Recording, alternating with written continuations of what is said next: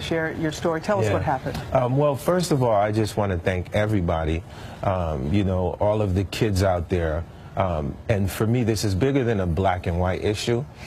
So let's start off by the sheriff's report. What this sheriff's report says is there's a car which is tailored 2008 with a paper license plate. So that's what the suspect, that's what the people saw. My car was stopped and it had no paper plate license plates. That's the first one. After I got out the car, automatically, the minute I got the car, I have my backpack on. I'm coming from the recording studio. I'm automatically rushed. When I'm rushed, guns are drawn, which is the part that you don't see. After the guns are drawn, I'm pulled over. The minute this happens, I say, you know, I'm going to sue the LAPD because I don't know what's going on. I'm in shock and awe. I'm not even, because no one is telling me this is the sheriff's department, and I fully understand that. Then it goes a step further. I said, well, my name is Wyclef Jean. Then I'm taking and I'm put in handcuffs in the back. And I'm explaining, they said, do you have an ID? I said, yes, my hotel is right here. Basically, you stop me in front of my hotel. I can go in. Absolutely nothing, no form of conversation. No communication with you and why you were being No stopped, communication, yes. And I understand still because I have family in law enforcement, so I'm still with you. So, so then I'm taking inside of the police car. So now I'm detained in the back of the car with handcuffs, 100%. Now the video that you saw, I told people basically start rolling, and at the same time there was other people rolling. The point that I want to make, and the racial profile point, is that basically I feel that I was targeted as a black man. It's clear and it was obvious because when I was getting out of the car and the way that the cops rushed me, the conversation that I was having with them, it was a silent and a death conversation. So as a citizen, I feel that it's only right that if I'm telling you my name and who I am, it only takes a second with the technology that we have to basically press a button and Google and say, you know, this is Wyclef Jean. So I stepped up in the sense of, at the end of the day, I have family on both sides of the lens, but I got a chance to see what happens with a citizen versus a police firsthand. And I have to tell you, I was scared for my life to the point where I could have acted different. And if I acted different, something else would have happened. And we have seen that in the past. And I know you were saying about the license plate, but the car itself was similar to what they were looking for. Yes. 2 passengers, those things were similar. Did you do anything? Did you do your actions in any way cause for the police for concern to think that you could possibly be that suspect? No, the only... Did you go for the... They said that they told you not to go to the trunk. Did you do that? No, I mean, it would be impossible for Wyclef Jean for the cops to tell me not to go to the trunk, for me to go to the trunk.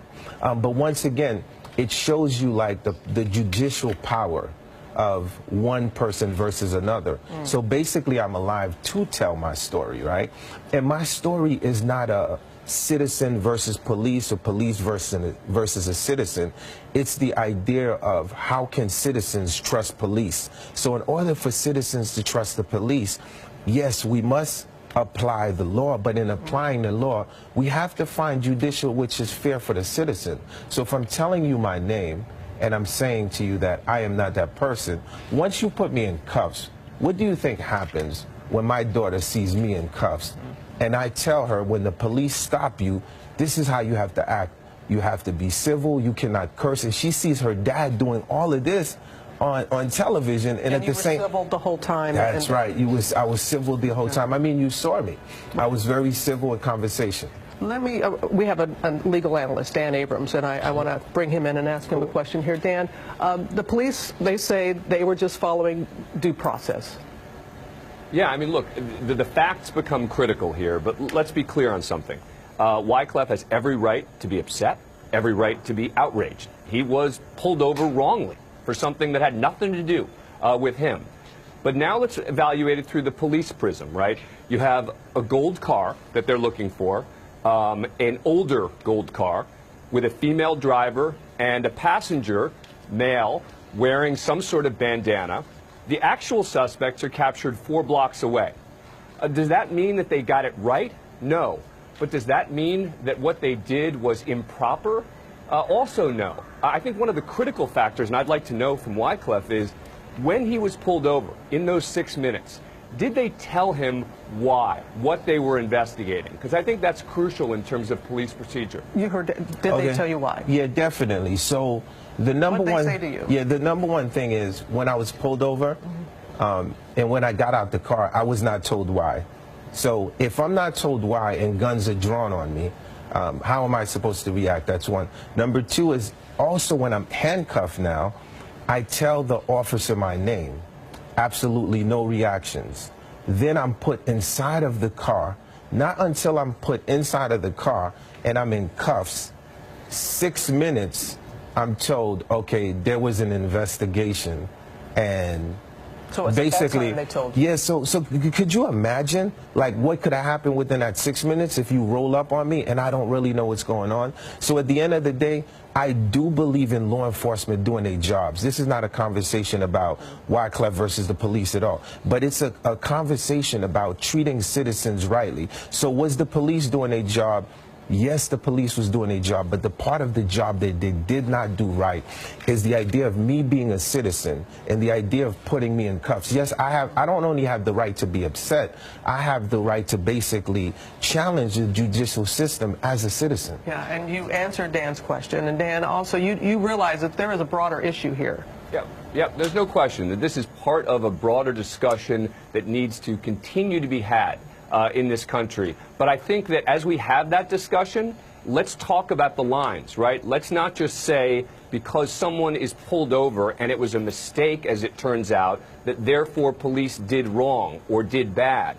Let's talk about exactly what happened. Let's talk about the procedures, exactly as we are having right now, which is exactly, you know, for example, the police are saying that there were certain actions that he took that made them uncomfortable. Police do put people in cuffs sometimes, very much temporarily, as they try and sort something out. That's not necessarily bad procedure. That's not necessarily wrong. And furthermore, I'd say, imagine someone being pulled over and saying, I'm Wyclef John. You know, that could be considered a joke by some people. You got to verify it. You got to be able to confirm it. Well, Yeah.